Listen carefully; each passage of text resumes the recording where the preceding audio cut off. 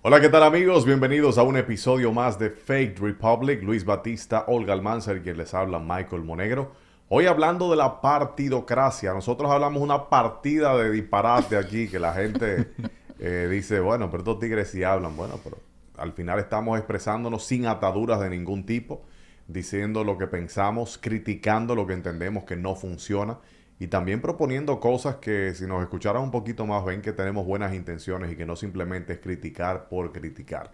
Y yo creo que todos los temas anteriores que hemos hablado tienen que ver mucho con esto que vamos a tratar hoy del sistema de partidos de la República Dominicana. Olga.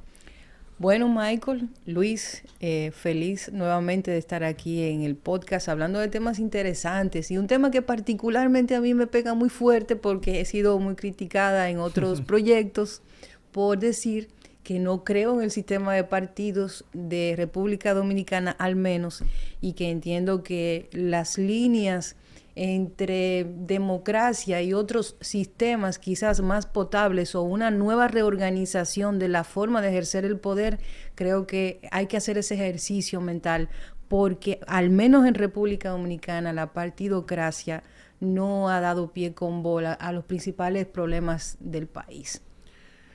Gracias, siempre agradecido nueva vez de participar un episodio más de Fake Republic con Michael, con Olga y estas reflexiones interesantísimas, estos debates que se generan aquí sobre los grandes temas de la vida nacional. ¿Es la democracia lo que funciona? Bueno, la democracia, si lo analizamos desde el punto de vista teórico, en teoría, Ah, no, si es teoría no hay que hablar más nada. en Cerremos esto teoría, aquí mismo. en teoría funciona.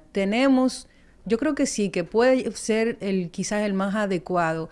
Habría que hacer un análisis sobre la conveniencia de que los ciudadanos tengan el poder en sus manos, pero hay que también redefinir qué es un ciudadano. Un ciudadano no es simplemente una persona que existe, un individuo que representa una persona que tiene derechos y deberes, sino que debe ser también, idealmente, una persona formada o por lo menos empoderada de la información necesaria para tomar esas decisiones como un colectivo. Y yo creo que ahí es donde comienza a distorsionarse el concepto en su aplicación, porque democracia en sí, cuando tú lo analizas desde el punto de vista de lo que es su descripción, funciona, es noble, es darle el poder a la gente para que pueda tomar las decisiones y encaminar a un país, un proyecto país.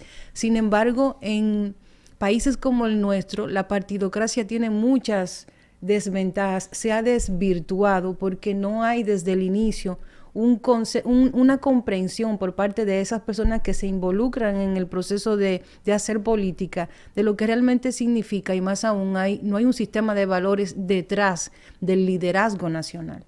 Yo parto de proponer una visión histórica del concepto democracia. La democracia como sistema de organización o de dirección política surge en la ciudad de Atenas, en la antigüedad.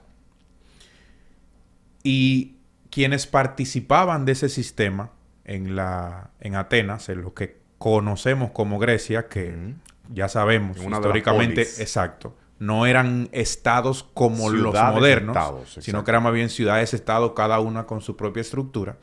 En esa pequeña ciudad de Atenas, un pequeño grupo de ciudadanos, se podría decir en términos de porcentaje, menos del 20% del total de la población, era quienes tenían derecho a participar, derechos de participación política, porque tenían una gran población de esclavos que obviamente no participaban. En aquella ciudad antigua de Atenas, eran ciudadanos, hombres, mayores de edad, nacidos de padre y madre ateniense. Es decir, el equivalente a mucho menos del 20% del total de la comunidad. Es decir, que la democracia desde sus orígenes no es ese ideal que muchas veces manosea la clase política. Tiene sus luces y también tiene sus sombras. Pero tiene sus bonito. Puntos ciegos. Exacto. Suena bonito. Suena la voluntad de la mayoría. Exacto. Cuando desde esta mirada histórica, vemos que desde sus orígenes no era así. No era la voluntad de la mayoría y de hecho nunca ha sido la voluntad de la mayoría. Y desde ahí podríamos preguntarnos, ¿es necesariamente la voluntad de la mayoría lo más conveniente, lo más sensato? Porque al final, visto de manera cruda, es la voluntad de la mayoría.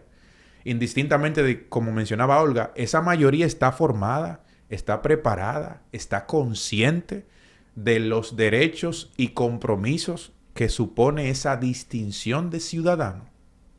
Mira, en el caso de la democracia, como tú bien planteas, de Atenas, eso lo inicia Pericles. Estamos Exacto. hablando muchísimos años atrás, pero ningún sistema es perfecto. Estamos hablando de que obviamente tiene que evolucionar con el tiempo y adaptarse a las necesidades porque la vida evoluciona, la vida cambia. Y te aseguro a ti, mira como tú mencionas esas particularidades de ese primer sistema democrático, pero hoy tú lo ves y lo ves injusto. Porque entendías que ciertas personas que también eran parte de la sociedad, que tal vez no eran hijos de padres y madres atenienses, tenían derecho desde el punto de vista que tú tienes ahora. Entonces, ahora hay otros mecanismos para manifestar esa voluntad popular que no es solamente a través de un voto.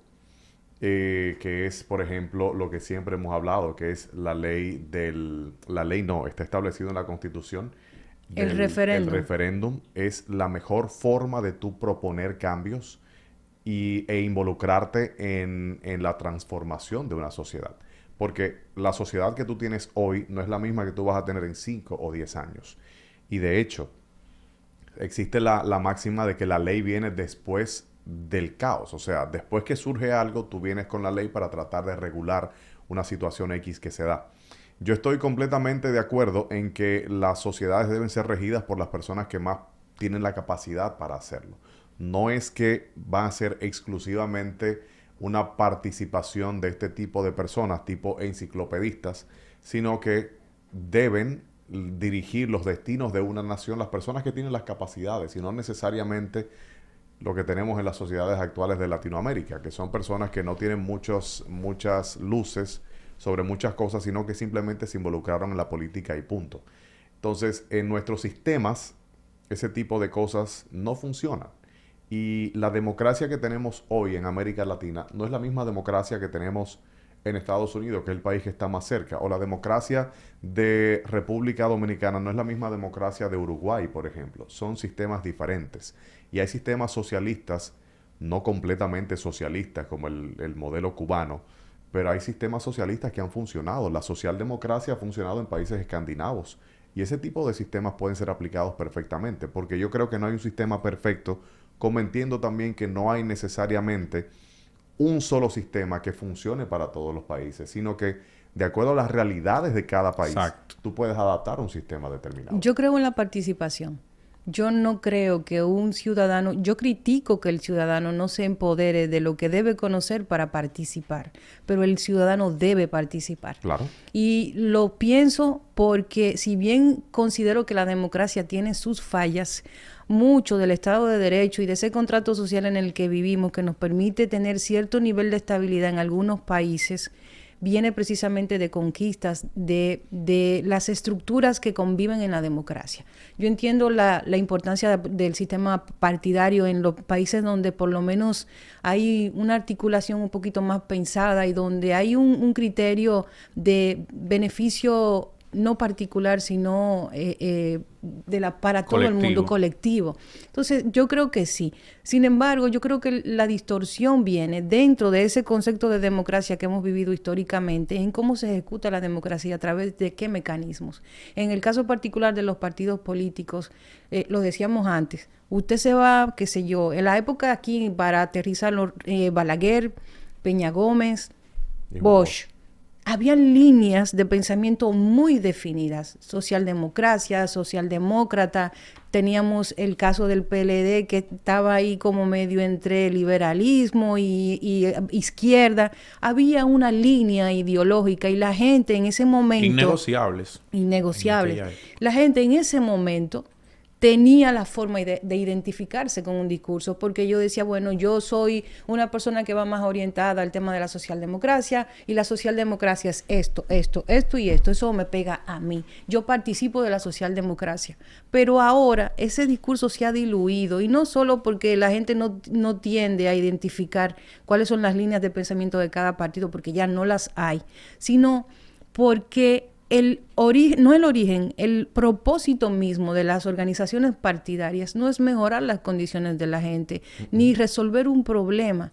En nuestro país, en el caso de América Latina, yo creo que en muchos países, los partidos han comenzado a volverse organizaciones casi como empresariales, en donde el propósito último es tener un acceso a grandes cantidades de fondos del propio gobierno, de los impuestos del ciudadano, a enriquecerse para tener una mejor calidad de vida. Ser un senador, ser un diputado, ser un político es un privilegio en nuestro país. Es un gran negocio. Y tener una masa necesitada y tener una masa necesitada, exactamente, un grupo de personas que estén dispuestos a ser borregos, precisamente por lo que conversábamos, de que nosotros tenemos en el país gente que se ha tirado fotos haciendo campaña política, entregándole un cartón de huevos a una persona, robándole, y un gato. Eso. O sea, un gato.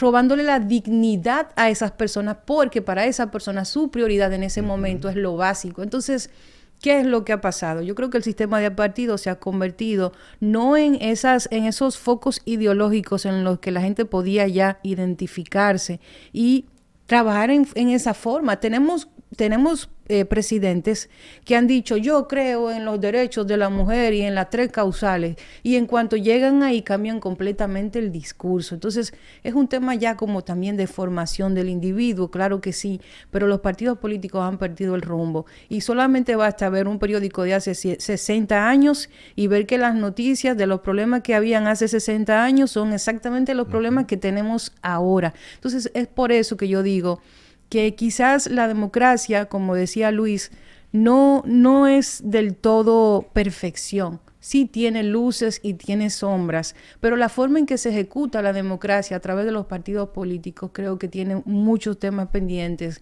y creo que se ha desvirtuado completamente.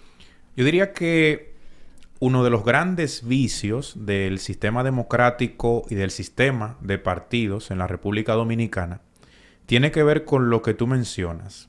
Pasamos de unos años 70, 80, donde teníamos bastiones ideológicos muy marcados, a estas primeras décadas del siglo XXI, donde tenemos maquinarias electorales que funcionan como un modelo empresarial. O sea, se persigue el mayor beneficio posible al menor costo posible, claro, siguiendo todo un modelo empresarial. Pero ¿qué sucede?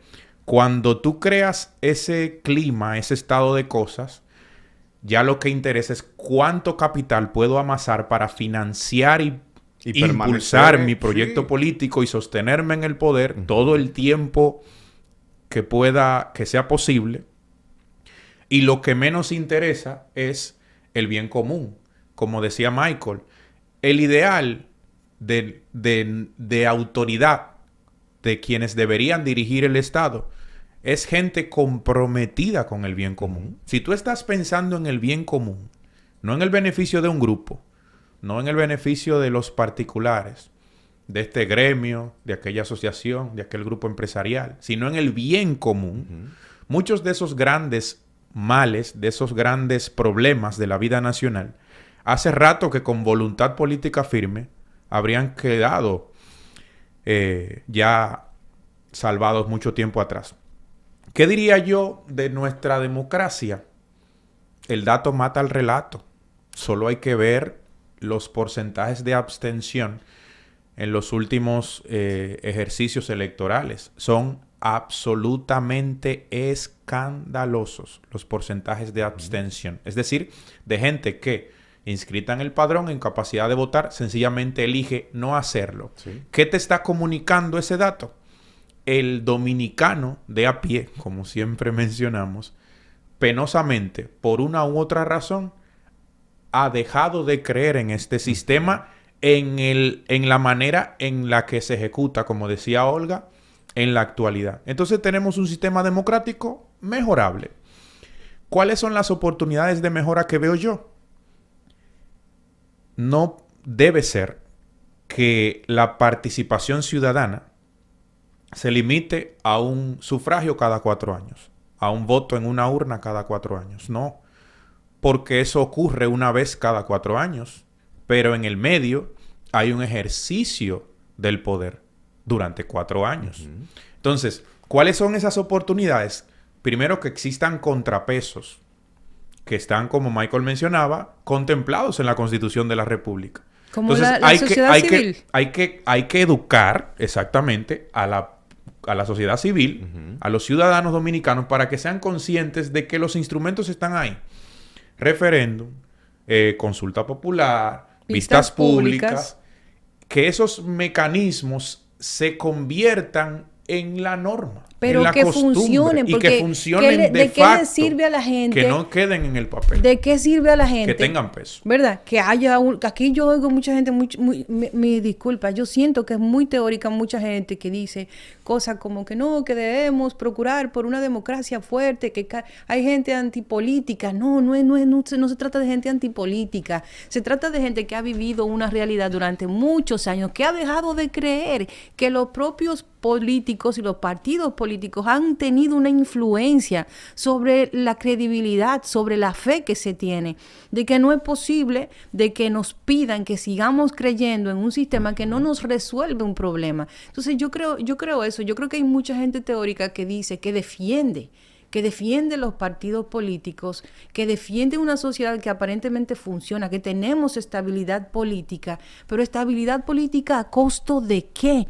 De gente que tiene que tener 4 y 5 trabajos para tener un ingreso decente, de gente que tiene que pagar colegio, de que tiene que pagar clínica, de que tiene que pagar todo lo que el gobierno se supone tiene que resolverle al ciudadano, de gente que cuando en muchas ocasiones se le viola un derecho, si no tienes dinero, no tienes garantías de que se te asegure ese derecho. Nosotros tenemos casos de gente que han pasado 12 años de cárcel sin un expediente. Nosotros tenemos gente que se han muerto en un hospital porque se estaba desangrando y ningún médico le hizo caso y no hay consecuencias. Nosotros tuvimos un caso de niños recién nacidos que murieron porque faltaban lámparas o que le cayó una lámpara encima y se quemó y todo se queda así. Entonces, si tú le dices a la gente, tú tienes esas herramientas ahí para usarlas, la gente no las va a usar simplemente porque tú se los digas o porque ellos entiendan que tú le estás diciendo que tienen una opción. Debe haber una repercusión cuando el ciudadano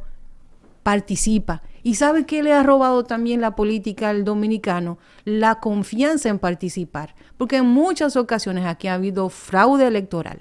Y para muestra también a nivel de la sociedad civil, tenemos lo que pasó con la Marcha Verde, que todavía esta es la fecha donde no sabemos si fue realmente una movilización que nació genuina, orgánica, o fue un gran movimiento de alta política, de estrategia política, de manipulación de masas. Todavía no lo sabemos. Entonces, cuando la gente entiende que puede ser parte de la disidencia controlada, de aquellas personas que nos creemos muy originales y que tenemos las ideas brillantes y que estamos claros y lúcidos, pero en realidad somos simplemente otro instrumento más de esa disidencia controlada para brindar esa ilusión de que hay personas que van contracorriente o de que hay simplemente una diversidad en las opiniones, no es verdad. Sobre todo si analizamos el aspecto de los medios de comunicación, que da para otro programa. Entonces, no solo basta con que la democracia sea un sistema viable, que haya participación ciudadana, que hayan herramientas de participación ciudadana, sino que lo que realmente impacta para que la gente participe es que su participación tenga un impacto en el cambio que aquí en República Dominicana no se ha podido dar. Me quedé con esa parte, Michael, que tú mencionabas de las diferencias entre la experiencia democrática dominicana y experiencias democráticas extranjeras, como el caso de los Estados Unidos. Ese caso es muy particular. Tú podrías decir muchas cosas muy señalables sobre Estados Unidos como nación, sobre todo en lo que se refiere a política exterior. Cuánto más ahora, en estos días que corren, con todo lo que está ocurriendo con el caso Ucrania-Rusia y la postura nueva y radical, ruidosa que ha adoptado Estados Unidos. Sin embargo, a lo que se refiere a su política interna, no solo ahora, sino históricamente, es un país, y es otra de las que yo veo como oportunidades de mejora, y lo ato al comentario de Olga también, de nuestra democracia, nuestro sistema democrático, el imperio de la ley.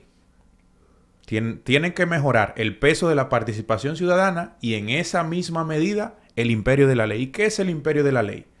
No hay nada, no hay nadie por encima de lo que dicta la Constitución. de ese país. Siempre lo traigo con el caso del Watergate famoso.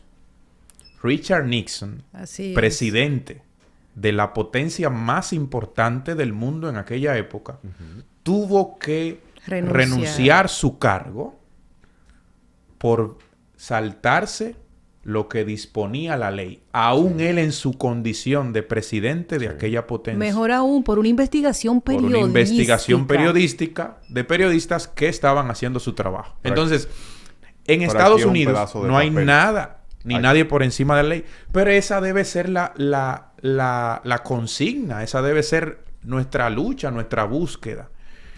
Llegar a un régimen de derechos en República Dominicana, que fue lo que en su momento ideó Juan Bosch, y eso hay que reconocérselo, donde no haya nada. Y recordárselo al PLD también. Por encima de la ley. De hecho, la Constitución del 63 no tiene nada que envidiarle a la Constitución de 2015, que se modificó, la de 2024, que se modificó el año pasado, antepasado. Otra de esas oportunidades de mejora es redefinir los poderes del Estado. Somos un Estado demasiado grande, demasiado dependiente del Poder Ejecutivo. Un Poder Legislativo que debería jugar un papel más importante como contrapeso del Poder Ejecutivo, como sí ocurre en el caso de los Estados Unidos. El Congreso de los Estados Unidos tiene un poder. Aquí el presidente pide a su Congreso para gobernar. Porque es otra de esas. Hay muchas. Y ya que estamos en el tema de repensar nuestra democracia, la dominicana, hay muchos mitos que hay que desmontar. Uno de ellos, aquello de que hay que votar porque si tú no votas, tú no tienes derecho a opinar. Eso no es así. No. Porque, vuelvo y repito, lo que dije en el primer bloque. No votar es una opinión también. Exacto. Tú estás comunicando. Que si valiera en el sistema que tenemos, algo se haría. Pero porque ahí hay una información. Claro. Nuestros niveles de abstención actuales son una información escandalosa. 50%. Y creo que fue 70% en las congresuales y en las municipales. Una locura. Entonces, esa es una oportunidad de mejora. El imperio de la ley. Y repensar los poderes del Estado Dominicano dentro de la estructura organizativa del Estado Dominicano. Porque no existen. Y deberían tener más peso. Y como tú mencionabas, deberían ser un contrapeso del poder. Idealmente, si un partido, el que sea, controla el poder ejecutivo, la fuerza política más importante de la oposición debería controlar el Congreso. Y muchas de esas decisiones, sobre todo en política de financiamiento, otro de nuestros muchos círculos viciosos, es un Estado que se financia con deuda desde hace más de 20 años. Deuda para pagar intereses de deudas más viejas.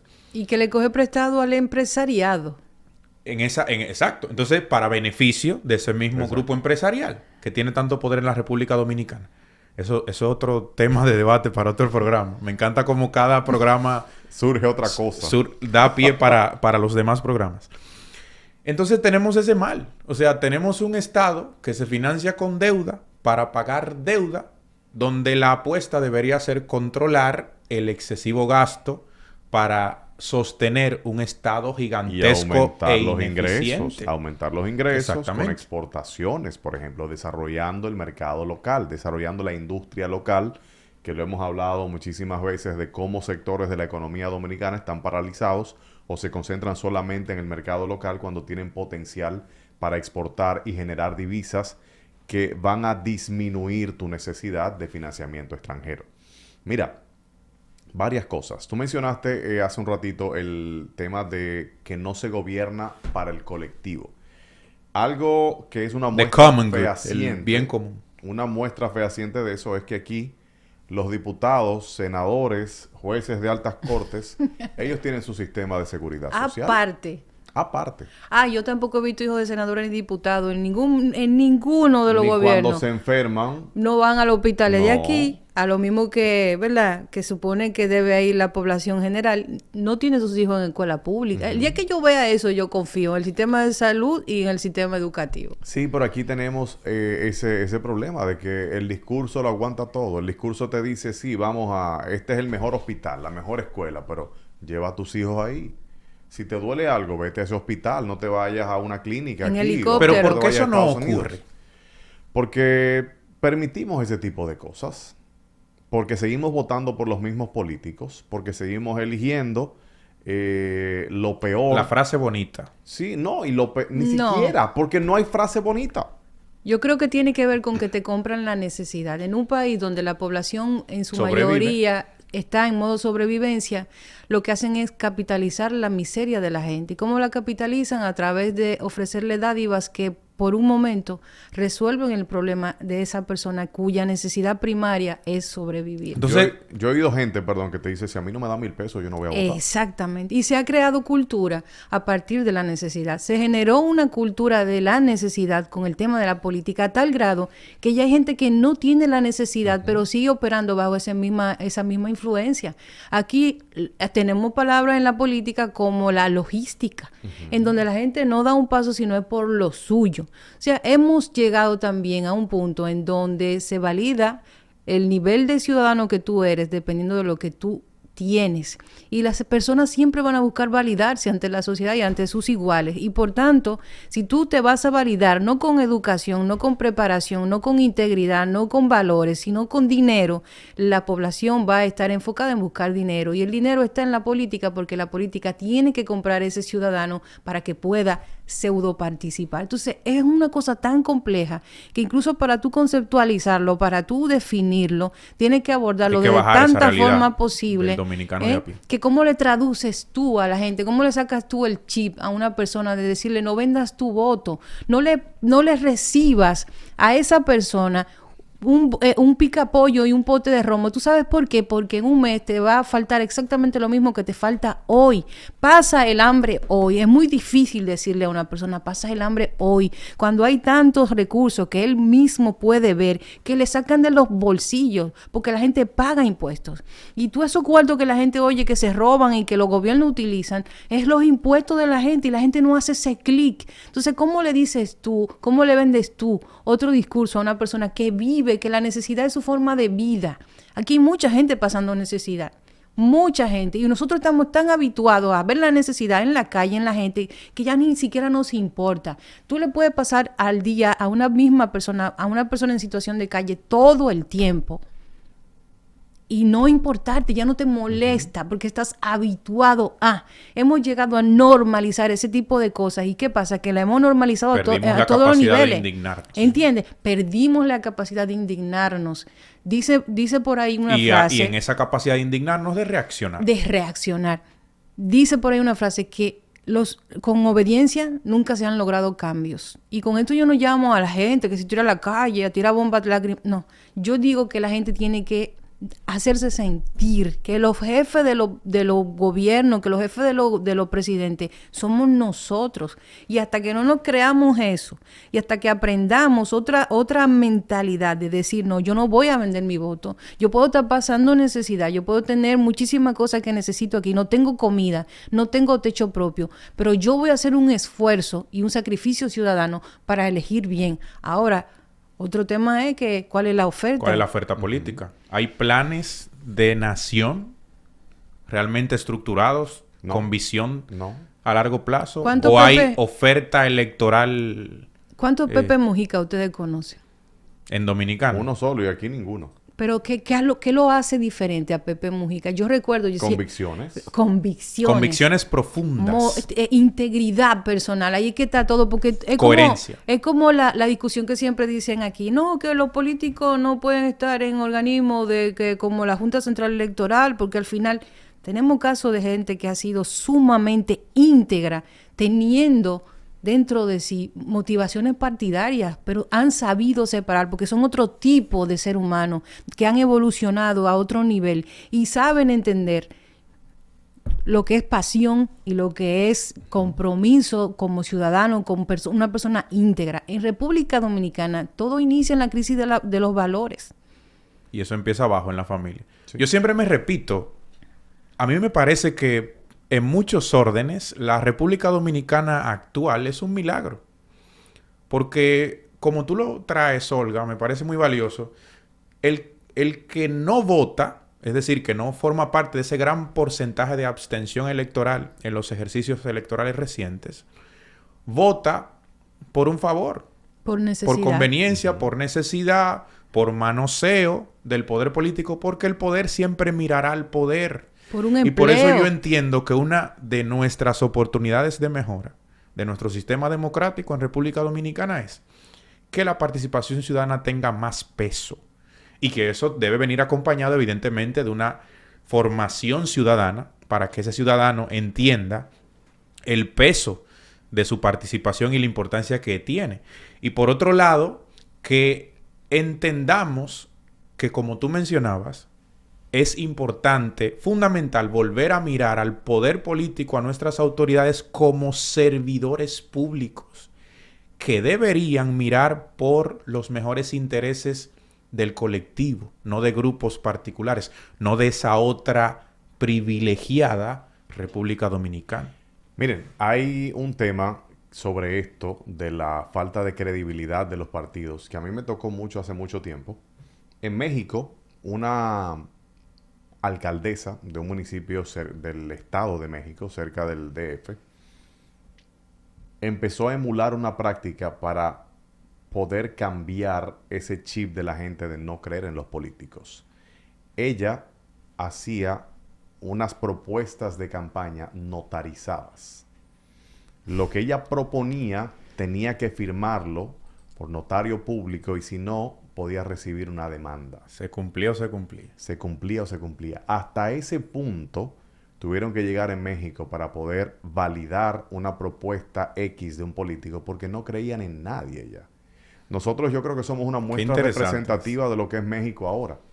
Y ustedes hablaban algo de la participación. Y en el narcotráfico también, ¿eh? A eso me refiero. Para allá vamos, ¿eh? Nosotros tenemos un tema de participación. Las primeras veces que yo voté en blanco.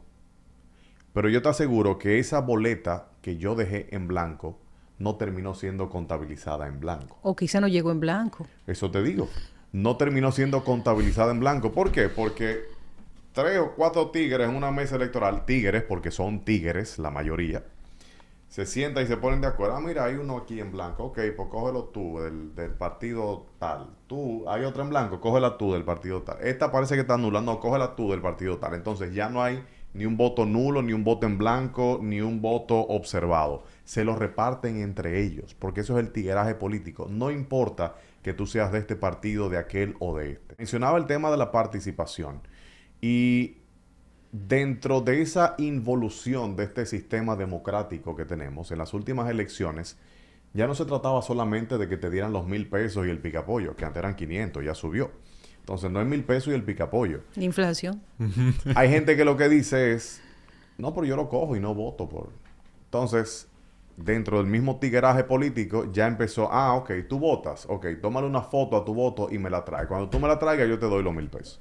Auditoría. O sea, el sistema está tan podrido, tan pervertido, que no nos deja ni siquiera ser un poquito inteligentes para aprovecharnos de tu tigueraje. Eso no es ser inteligente, eso es también amoral, ¿eh? Pero al final, ladrón que roba ladrón, ¿no? No, yo no estoy de acuerdo en Entonces, ni siquiera te dejan eso. O sea, tú tienes que ir con la prueba de que, no, mira, tú votaste. Ok, toma tus 1,000 pesos. Te lo ganaste. Te lo ganaste por votar y hacer valer tu derecho ciudadano. Entonces, dentro de todo este tigreaje hay muchísimas cosas y la gente está cansada. Por eso mencionaba lo de la notarización de las propuestas, porque el descrédito de los sistemas democráticos que tenemos en América Latina es enorme.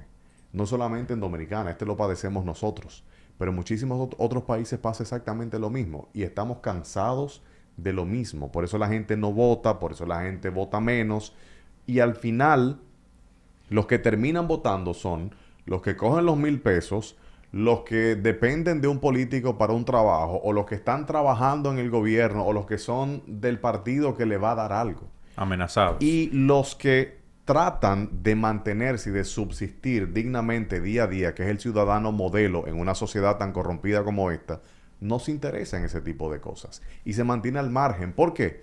Porque aquí ya no se cuenta con el Estado para resolver tus necesidades básicas. No con el gobierno, no con el partido, con el Estado. Por eso cuando tú quieres beber agua, tú compras un botellón. Cuando tú quieres tener electricidad, tú compras un inversor. Cuando tú quieres tener transporte, tú compras un carro. ¿Por qué? Porque no sirve nada. Porque el ciudadano tiene que cubrirse todos los servicios y pagar impuestos encima para mantener los que no funcionan. Entonces, si estamos hablando de que yo voy a ir a votar a perder un día o 2 horas o 20 minutos para que siga esta misma vagabundería, la gente prefiere quedarse en su casa. Yo me quedo con mi familia viendo televisión. Pero es un cortavena este episodio. Ya desde... Yo empecé a votar en 2008. Yo nunca he votado por un partido tradicional. Y cuando yo empecé a ver que no importa si yo voto nulo, no importa si yo voy a votar por uno pequeño, al final pasa lo mismo. Porque no se trata necesariamente del partido. Yo recuerdo perfectamente que cuando Danilo Medina, otra de esas promesas de campaña, esta ya fue cuando había ganado, que los partidos pequeños que compitieron en desigualdad de condiciones, él iba a trabajar para que eso cambiara. Y al final fue peor cuando él salió del gobierno de 2020. Entonces, el discurso lo aguanta todo. Sí. Y al final, lo que pasa con cualquier político, independientemente del discurso que sea, es para perjudicar al ciudadano. A mí no para beneficiar al colectivo. A mí me da mucha risa cuando dicen, creo que tú lo mencionaste más atrás, que hay gente que te dice, no, porque si usted no vota, usted no tiene derecho a opinar. No, y que si tú no votas, le estás dando un voto al otro. Yo nunca he entendido esa lógica en mi vida. Pero más allá de eso, a mí me da mucha risa cuando la gente te dice, no, porque hay que participar. Eso es una responsabilidad ciudadana. Digo yo, ajá, y no hay una responsabilidad ciudadana para que el político haga lo que tiene que hacer. Yo sí tengo que ir validarlo a él. Yo soy importante el día que lo tengo que ir a validar. Pero inmediatamente yo lo valido, ya yo dejo de ser importante, dejo de ser el propósito del ejercicio político. Dejo de ser el protagonista. Dejo de ser el protagonista. Soy solamente útil para validarte a ti, para que estés ahí y te puedas convertir en una autoridad, pero no soy suficientemente importante como para que tú, el compromiso que hiciste en el momento de tu propuesta, de tu campaña, lo lleves a cabo cuando ya eres efectivamente una autoridad. Entonces, ese discurso hay que cambiarlo, porque hay gente que ya no se lo traga. Y como dice Luis, y como lo ha dicho muy bien, lo has analizado aquí, el tema es que tú revisas que mientras más pasa el tiempo, las generaciones más recientes se involucran todavía menos. Basta con hacer un análisis de cuál es el rango de edad de la gente que vota, del porcentaje bajísimo de personas que vota, para que la gente entienda que yo entiendo que eso tiene muchas lecturas, no solo el tema de lo que yo entiendo es un sistema de partidos fallidos, sino también de que la política cambió. Y creo que también lo hemos conversado mucho Michael y yo sobre el tema de la infocracia, ese concepto que plantea Will Shulhan, sobre cómo ya ha pasado a ser todo moldeado por el tema del manejo de la información. Eso también hay que tomarlo en consideración, pero eso es otro tema, es otro episodio. El tema de la partidocracia en República Dominicana es también, hay que analizarlo por esa vía, de que no se puede vender el discurso de que el ciudadano tiene responsabilidades para ir a votar, pero entonces el político no tiene responsabilidades para cumplir. De hecho, desde mi punto de vista, el ir a votar es lo de menos. Porque ocurre una vez, repito, cada 4 años. En medio hay 4 años de ejercicio del poder. Lo ideal sería que el ciudadano se convierta en el fiel e implacable auditor de la acción política durante ese ejercicio gubernamental, durante ese periodo. Otro de esos mitos que yo entiendo que hay que desmontar y que está muy extendido penosamente, sobre todo en generaciones más adultas, digámoslo así. No, yo voy a votar por porque este es el que va a ganar. Ya ni siquiera votamos o muchos no votan por una convicción profunda o una identificación con esa propuesta, si la hubiese, o ese color del partido, sino porque es el que yo creo que va a ganar. De hecho, hay hasta estrategias a nivel de marketing político para eso. Las encuestas son un ejemplo de eso. Algo que tú mencionabas, Olga, que me parece muy interesante y muy curioso, es que una tremenda oportunidad de mejora, sobre todo en lo que tiene que ver con participación ciudadana, ni siquiera tendría o necesitaría irse el ciudadano dominicano a las estructuras de participación contempladas en la Constitución, sino que en la era de la información, como tú mencionabas, el poder lo tengo en mi tecnología. O sea, en la era de las redes sociales, lo hemos visto en Asia, lo hemos visto, o sea, como una revolución política nace en una red social y tumba a un gobierno. Lo vimos en la primavera árabe, ¿no? También, y lo vimos en Egipto, me parece. Sí. O sea, hemos tenido experiencias recientes donde una ciudadanía comprometida con una visión, con una causa, se organiza rápidamente porque el mensaje vuela en redes sociales. Pero eso tiene que haber, obviamente. No, y ahí hay otra cosa. Siempre voy a insistir con este tema. Las redes sociales, la llegada de Internet al mundo ha creado un sesgo muy difícil de identificar. La gente cree que realmente existe participación a través de redes sociales y no es así. Hay un término evidentemente que se llama... cambios, lo he dicho siempre, los cambios se hacen desde el poder. Pero más allá de eso, cuando tú revisas las estadísticas de la brecha digital, te das cuenta, por ejemplo, que en República Dominicana gran parte de lo que pasó con el tema de educación en pandemia tuvo que ver con la brecha digital. ¿Cuánta gente tienes tú que realmente tienen acceso? Ahora que tú lo mencionas. ¿Tú crees que ya lo que no pasa... se habla... ¿Recuerdan cuánto se manoseó en publicidad la brecha el concepto digital de república digital? Yo crees, tengo años que no oigo esa frase. Tú puedes tomar una decisión consciente, tomando en consideración la discusión en redes sociales. El sesgo viene, y la importancia del sesgo viene precisamente de que la gente piensa que lo que está pasando en redes sociales es lo que está pasando en el mundo. Y no es así. No lo es para nada. Ya el Internet se ha convertido en una plataforma tan importante para existir, básicamente. El que no está en Internet no existe, que si tú no tienes Internet se convierte casi en una violación de derechos. Ya el Internet no debería ser un bien un privilegio, de lujo. No debería ser siquiera materia para hacer comercio, sino debería ser algo ya como una especie de derecho un servicio básico. Extendido. Es un derecho básico. Es la canasta digital. Exacto. Es un elemento, es una plataforma en donde depende muchas veces incluso tu participación y el reconocimiento público de tu existencia, en donde la gente ha comenzado a pensar que lo que pasa en redes sociales es lo que está pasando en el mundo. Y no necesariamente es así, porque no todo el mundo... casi nunca lo es. Y por eso es tan delicada. No solo por la manipulación de la información, sino que no todo el mundo tiene acceso a Internet. Y de hecho hay muchísima gente que no tiene acceso a Internet y eso genera un vacío. Significa entonces que si tú no tienes acceso a Internet no puedes participar. Y la gente va a pensar que lo que funciona en el mundo, lo que está impactando en el mundo, es lo que veo en mis redes sociales. En lo que mi algoritmo personalizado, alimentado por mí, me muestra. Entonces no podemos caer en eso. Otro tema importante que quisiera que tocásemos antes de terminar. Olga mencionaba hace un ratito, el sistema de partidos políticos en República Dominicana es fallido. Yo agregaría fallido y perverso. Porque además hemos caído en esta carrera de financiación. Se le ha abierto la puerta de entrada a todo tipo de elementos. Sí. De financiamiento, del narcotráfico, ya no solo que financian, ya lo tenemos ya como diputados también. En el Congreso de la República. Entonces ya ya estamos viendo algo que son síntomas de narcoestado. Y la gente dice, ¿cómo? De narcoestado. Pero el día que Abinader asumió, había una persona decapitada en la John F. Kennedy. Lo que pasó fue que fue un video que ningún medio grande lo publicó. Todavía puede aparecer en algún lugar. Decapitado. En 2025. En 2020. Y eso es narcotráfico. Pero ningún medio grande lo publicó, ¿eh? Lo publicaron medios pequeños.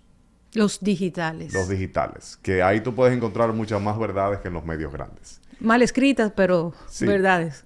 Y como tú mencionas, Olga, eso es muy delicado porque solo hay que vernos en el espejo de México, donde dependiendo qué estado, mientras más al norte... que nosotros somos una muestra representativa de lo que es México. México no se hizo lo que es de la nada.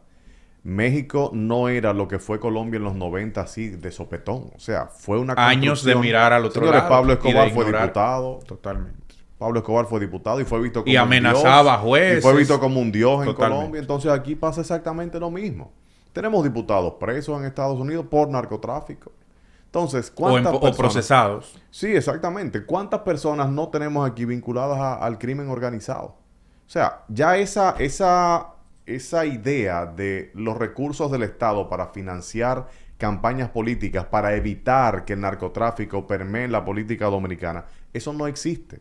Porque No existe y no es posible porque los presupuestos Son para lanzar un enormes, proyecto son político enormes. son... Hay una tablita, yo la vi la y tablita. no solo la tablita, estamos hablando de que antes tú elegías un alcalde por municipio.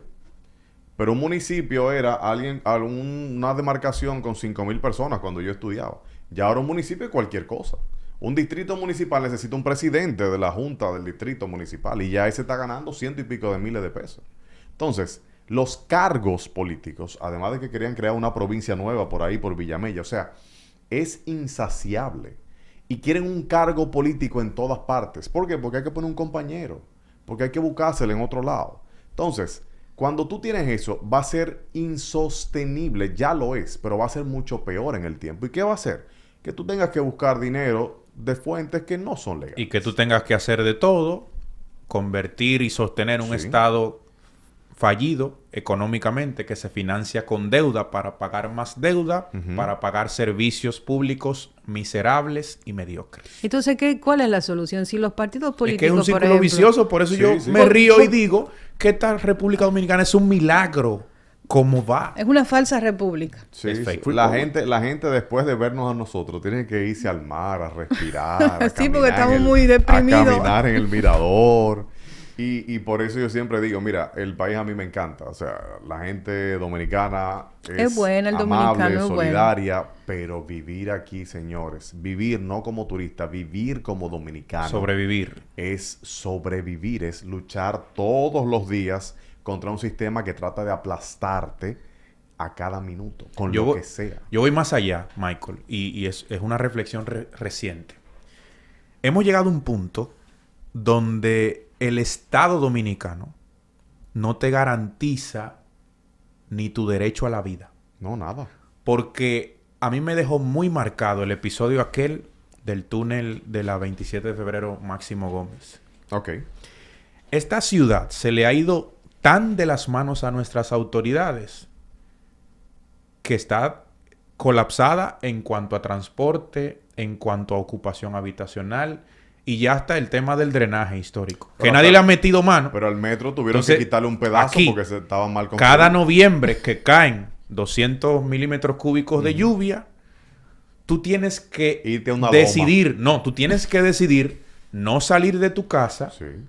Porque no solo es que una estructura que debe ser Segura. segura, provista por el Ministerio de Obras Públicas de ese Estado dominicano, no solo no es segura, sino que la estructura colapsa y pueden pasar 2, 3 horas para que esos organismos de respuesta rápida, de emergencias, que paga el ciudadano dominicano, Sí. que tributa, no te dé respuesta a tiempo y vidas se pierdan, no por un accidente, que puede ocurrir. Ujú.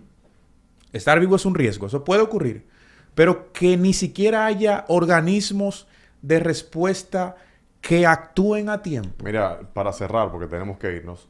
Eso pasó en México. Cuando hubo el terremoto en los 80, se cayó un edificio que construyó el propio gobierno con empresarios corruptos que para abaratar costos, dejó eso así. ¿Qué pasó? Se derrumbó el edificio. ¿Cuántas personas murieron? Miles. ¿Quién fue preso? Régimen de consecuencia cero. Nadie. ¿Quién fue a la cárcel? Nadie. Y por eso la gente no participa, porque... No debe ser. Entonces el círculo vicioso alimenta ese desgaste de la ciudadanía. La gente no cree en este sistema porque no atiende ni su derecho a la vida. Entonces también hay una crítica del ciudadano. El ciudadano es uno de los principales problemas de este sistema, porque el ciudadano debe velar, debe fiscalizar y debe participar. Así mismo es. Vamos a concluir, señores. Muchísimas gracias por haber estado con nosotros, por deprimirse junto con nosotros. Así que nos vemos en un próximo episodio de Fake Republic a través de la plataforma de Teleradio América.